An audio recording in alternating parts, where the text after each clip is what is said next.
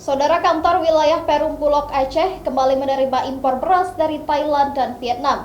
12.000 ton beras tersebut nantinya akan didistribusikan ke sejumlah wilayah di Aceh.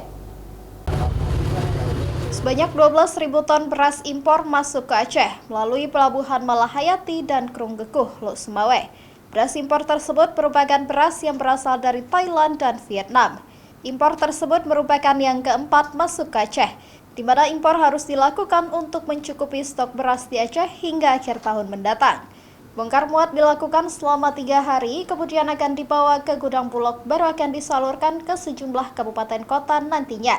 Ada sekitar 12.000 ton dan ini sedang bongkar di Malahayati impor sebanyak untuk partai kapal 6.400 ton.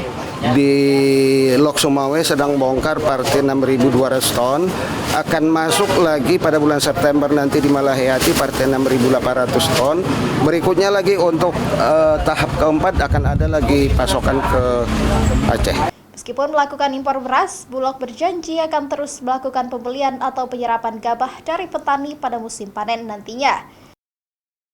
Syahril, Kompas TV, Banda Aceh.